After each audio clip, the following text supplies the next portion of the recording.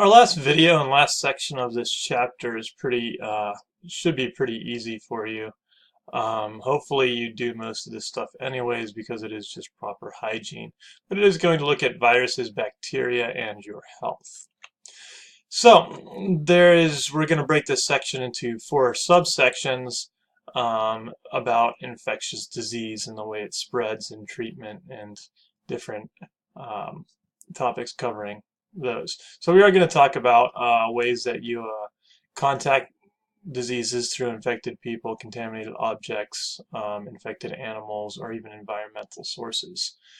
But these diseases, both viral and bacterial, can be detrimental to your health and well-being to even you and your neighborhood, depending on where the areas are infected.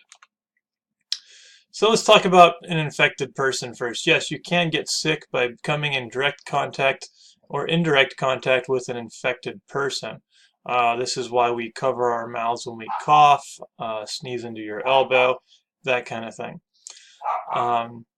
Direct contact can be coming from touching, kissing, or even sexual intercourse with another infected person. Indirect contact is basically just inhaling the droplets that have moisture that they breathe into the air. So coughing on somebody else and just being and sharing the same air as someone who is infected. One of the reasons why we want you to make sure you take care of your body, and if you do feel ill or are diagnosed with some kind of disease, you take the proper precautions to not infect other people.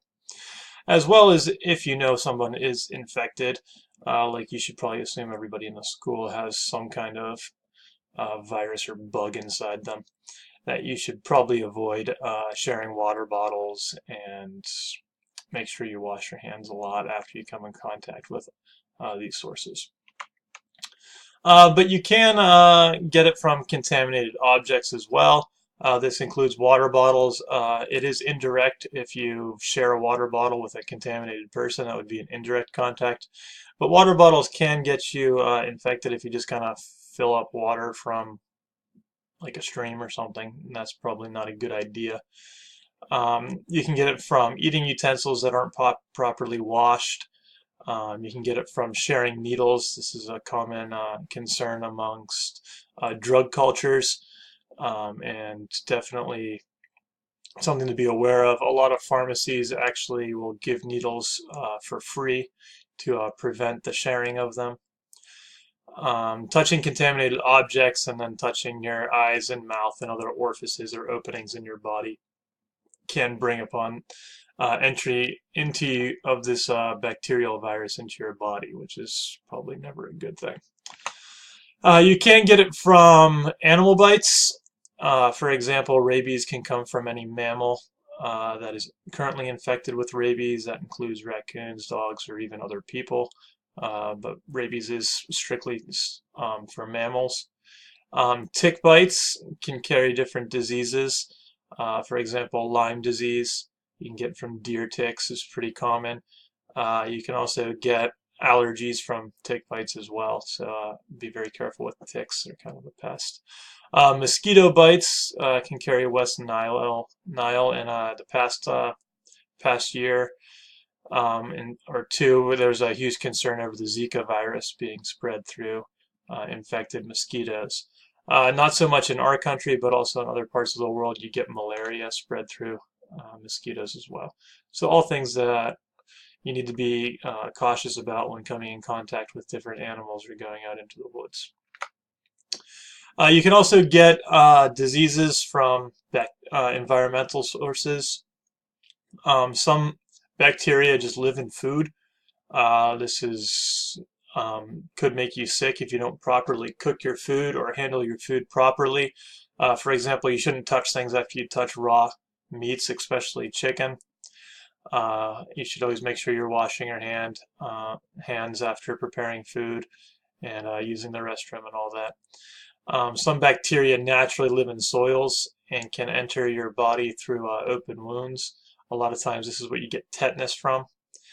Tetanus is one of the symptoms of tetanus is lockjaw, so you won't be able to open your mouth, which will make it pretty tough for you to eat and get the energy you need. To be aware of that. Treating of infectious diseases, there are different ways to do it. You should definitely start by seeking treatment as soon as you see symptoms. Treatment, it will be a variety of different things depending on your symptoms. If it is a bacterial disease you have, most likely your doctor is going to prescribe you an antibiotic. Anti meaning no, biotic meaning life. So if you take an antibiotic, it will kill living things, and bacteria is a living thing. Therefore, antibiotics such as penicillin or amoxicillin could help fight bacterial infections such as strep throat. However, if it is a viral disease or it is a virus such as your common cold or the chicken pox, antibiotics, again, anti meaning no, biotic meaning life, well, viruses aren't living things, so antibiotics aren't going to have any effect on a virus. Therefore, you really can't treat them with antibiotics. It doesn't do anything, so make sure your doctors are properly diagnosing these things as well. It never hurts to get second opinions on any health-related issues you come across. But viral diseases are going to be treated mostly by just managing the symptoms. When the symptoms are managed, they become more livable and let your body take its natural course.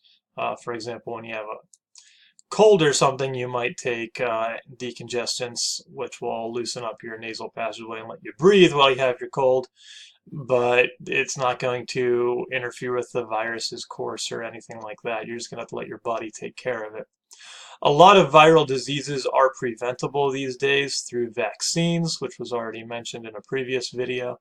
But vaccines for the chickenpox is just a dead or weakened form of the virus, and therefore will let your body be exposed to it and build up its immunities from that. So it's important to keep your vaccinations up to date to help fight viral diseases. This is going to conclude our videos for this chapter. Make sure if you have any questions you're asking in class and revisiting the videos periodically and taking good notes.